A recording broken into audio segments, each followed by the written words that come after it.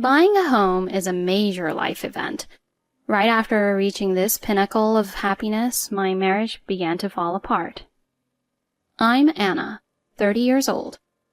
My husband, John, is 35, and we have a 3-year-old daughter, Sarah.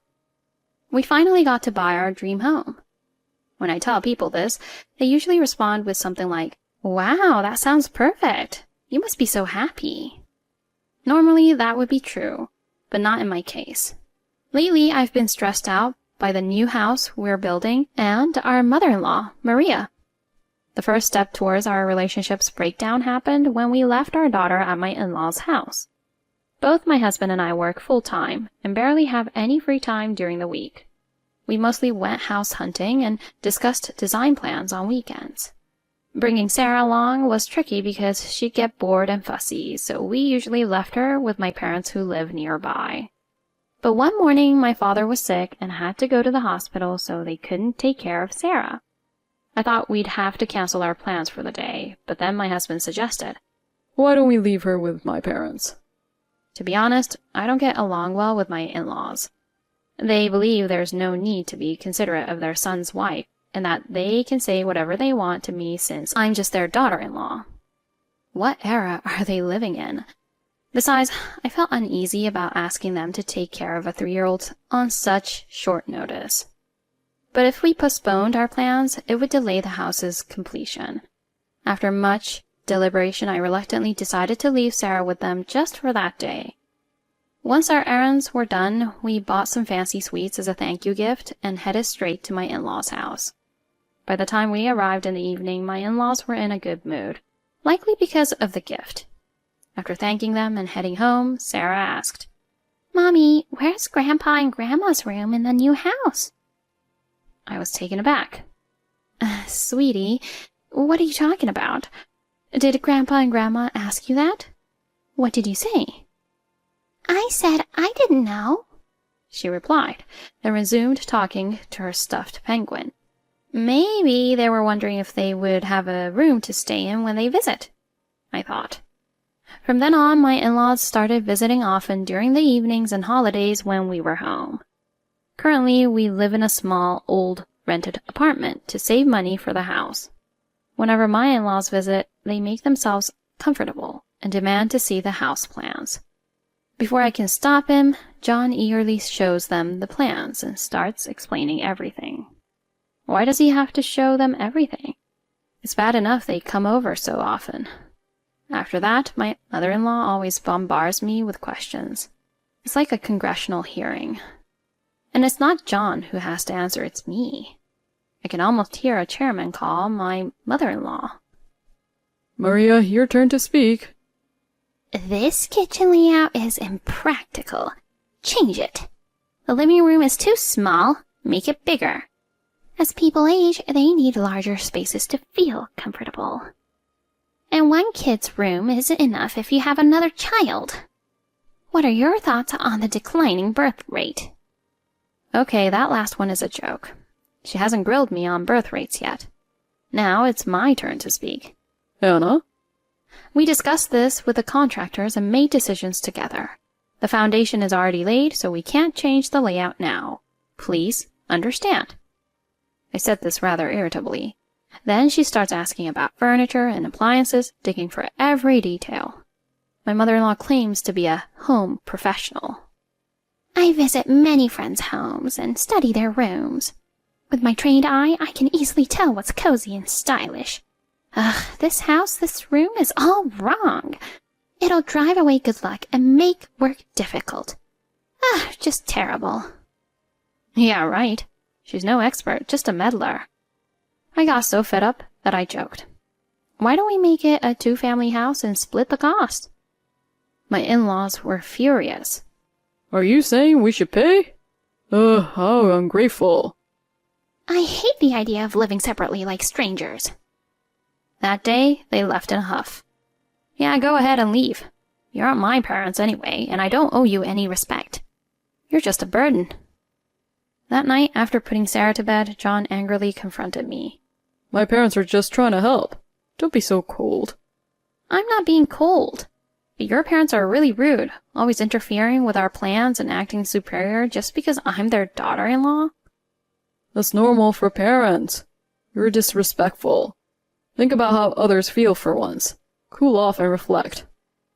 He turned away and refused to talk anymore. Sure, they're your parents, but we're a separate family. Besides, they haven't helped us financially at all. They just give orders without contributing, which is incredibly rude. I couldn't calm down and spent the night fuming over the unfairness. Eventually, the house was finished. We were excited to move in, but just after we settled, John dropped a bombshell. Starting today, my parents are moving in with us. Dad will take the bigger room upstairs, and Mom will take the smaller one. Hold on a second. What are you talking about? We agreed the upstairs rooms would be for Sarah. I never heard about them moving in. Besides, your parents might complain about the rooms like they usually do. They won't complain. They've already seen the rooms, so there's nothing to worry about. When did they see the rooms? Day before we had our walkthrough. Wait a minute. Are you telling me your parents saw this house before we did? Yeah. They wanted to see it, so I gave them the keys. It's not a big deal. It's not like it hurts anything. John, acting as if the discussion was over, returned to the task of setting up the TV. Not a big deal? I thought. It is now. I was so angry that I left the kitchen unpacking unfinished and went upstairs. I locked the door and tried to calm down my chaotic thoughts. I was genuinely thankful that Sarah was at daycare, allowing me to think things through alone. This sudden announcement about living together made me lose all respect for both John and his parents. I didn't want to be around them for another second. But we had just bought this house, a significant investment. I needed to stay calm and composed, think about what to say and what not to say for the sake of Sarah's and my future. I stayed in the room, gathering my thoughts, waiting for John's parents to arrive. As John said, his parents arrived in the early afternoon with a truckload of their belongings. Sheesh. At least greet us. Ugh, no matters whatsoever. Oh, it's still a mess here. How slow can she be? Maria added, and then she just marched into our new home as if it were her right. Listening from upstairs, I eventually walked out to the entrance. Maria and Sean, I wasn't informed about you moving in, I said, my voice colder than I expected. Sean quickly shot back. We told John, so there shouldn't be any issue. Yes, there is an issue. I only found out about your intentions this morning, and I have no plans to live with you two. You're so disrespectful. Excuse me? John said it's fine. You think you, a mere daughter-in-law, can defy your husband? Absolutely, Maria chimed in. If you don't like it, why don't you just leave, Anna? It was hopeless. I'd known for a long time that we were too different to communicate. As I struggled to respond, John came rushing over, alarmed. What the hell are you doing, Anna? Don't fight with my parents. Fight? This isn't a fight. I'm just being insulted because I'm their daughter-in-law. And now you're blaming me too. You're all the same. John, I can't live with your parents. Come on, don't make this difficult. You're my wife, so you should follow what I say. I'm a person before I'm your wife. Do you think you can just force me to obey? Listening to our argument, Sean yelled. We don't need a wife like that in this family. John surprisingly agreed. Maybe it's best if we divorce. I can't have a wife who doesn't respect my parents. Finally, I had what I wanted. Fine, let's get a divorce, I said clearly. John and I exchanged words of divorce, and I hoped my phone in my pocket recorded everything. We will be strangers now, so you need to return the $790,000 I lent you for the house, I demanded. Sean gasped in shock, and John turned pale. I calmly explained to his confused parents. Your son didn't contribute a single cent to the house. It was built entirely with my savings because he's financially irresponsible. We agreed to share living expenses equally and save what's left in our accounts. but he spent his money recklessly and didn't save anything. I continued. Anna, you don't have to go that far. Every word is true. And when it was time to buy the house, you insisted it be in your name. That's why I lent you the money. I have a promissory note, so there's no denying it. I replied firmly. That's not... Leaving my stunned husband and in-laws behind, I quickly packed my valuables, clothes, and Sarah's favorite toys into a suitcase and duffel bag. I took Sarah's beloved penguin plushie and loaded everything into my car, then drove off. I said goodbye to the new house that had been ours for such a short time.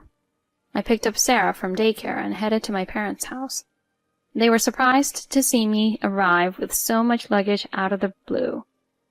It's so sudden, and I don't want to impose. I could always stay at a hotel, I said hesitantly. My parents quickly stopped me. Later, I found out that they were worried I might be thinking about ending our lives. Actually, it was the opposite. I had vowed to protect her no matter what. I explained everything to my parents. I told them I wanted to divorce my good-for-nothing husband and that I was determined to get custody of my daughter. They promised to support me completely and offered to let us stay with them for a while. This was a huge relief for me since I was working. That night, I documented everything that had happened with my husband and in-laws. I saved the audio recordings of our conversations on my phone to my computer and external media. Armed with this, I spent my vacation days and weekends visiting various law offices until I found a trustworthy lawyer and officially hired them. A week quickly passed since I left the new house. After work one day, I found someone waiting for me. It was my husband. I would say ex-husband, but we were still legally married as the paperwork hadn't been filed yet. I didn't want to talk to him, but I was afraid he might do something rash, so I suggested we go to a more public place like a coffee shop. I made sure to turn on the recording function on my phone just in case. I tried to stay calm and asked, "Do you have something to say?" About the house. You can have it. I'll change the name on the deed. Just forgive the debt, okay? I'm sorry, but I can't live in that house anymore. Your parents were there before us. Who cares about that detail? It matters to me, so it's not possible, I said firmly, taking a sip of my coffee and studying my soon-to-be ex-husband. His hair was disheveled, he had a scruffy beard, and he looked unhealthy. His suit was wrinkled, and his shirt hadn't seen an iron or dry cleaner in a while. I couldn't help but think how worn out he seemed. Please, Anna, I can't repay that huge amount of money so easily, he pleaded. You knew it was a lot when you borrowed it. I even suggested we both be on the deed or just me, but you insisted it be yours. I reminded him. I thought I should be the head of the house. And the divorce, I didn't mean it. Why did you take it seriously? I meant it. I'm done.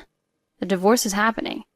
It's not just your incompetence. Your parents are insufferable, I said, determined. Sarah is waiting for me. If we're done here, I'm leaving, I said, standing up. Wait, I'm taking her, John demanded. His words worried me. Back at my parents' house, I asked them to make sure Sarah was never taken by force.